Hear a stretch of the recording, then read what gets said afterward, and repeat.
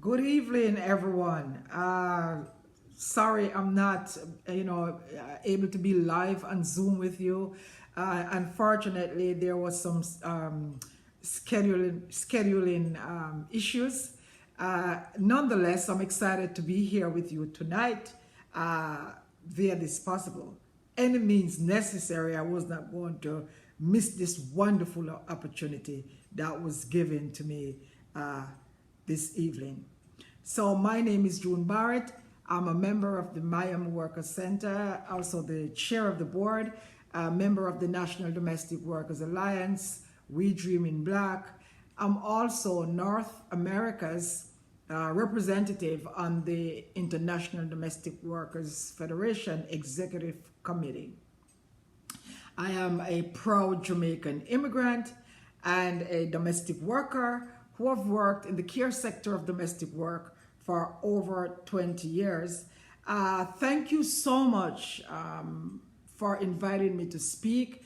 It's such an honor, and I was so deeply moved by this invitation.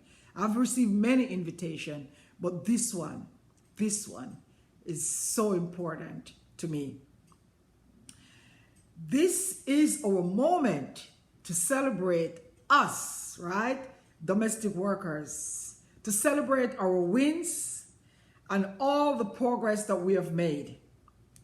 We still have a long fight ahead of us, but history has shown us that domestic workers are powerful and resilient. We have a long history of organizing and winning, from the washerwoman strike in Atlanta, Georgia in 1936 to winning Bill of Rights in 10 states and 2 major cities.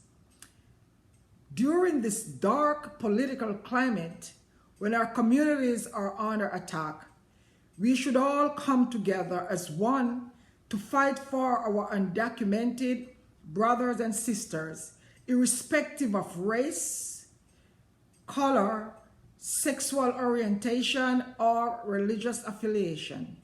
Let us all come together in one powerful united front. We are not free until we are all free. Our collective liberation is bound together. As we continue to fight this fight for domestic workers' rights, let's think about our sisters in the Middle East and other parts of the world where domestic workers are beaten and murdered because they dare to speak up and to speak out. They cannot organize or assemble, or they will be deported or imprisoned. Here in the United States, our reality is different because we can march, we can meet with our elected officials. Many domestic workers in other parts of the world do not have that privilege. My trip to the Middle East, Lebanon to be exact, in March, made me even more determined to continue the struggle for a global fight for the liberation of all domestic workers. Throughout my career, I have learned that most people do not see domestic work as good work. Oftentimes, people who do domestic work feel ashamed that someone in their own countries will find out that this is their job in the United States. But may I remind everyone, including we who do this work, that we should not be ashamed because domestic work is work. It is dignified and important work. Domestic work is the backbone that keep society and the economy running.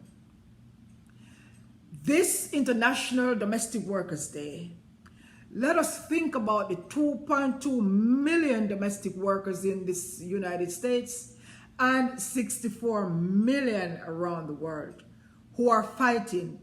Because when we fight, we are paving a bold future for us in the United States and blazing a path for the global domestic workers movement. Let's never forget that our organizing is our power. And the only safe community is an organized community. So let's continue to organize. And before I close out, may I take this opportunity to lift up the Alliance of Domestic Workers in Lebanon.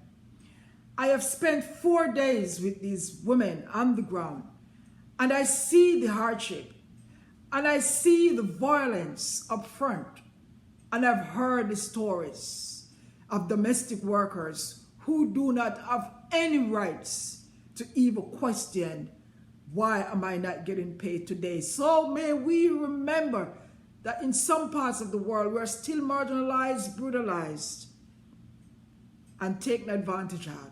So on this International Domestic Workers Day, let us lift our voices, not just for us here in the United States, but for the global power of domestic workers. Thank you.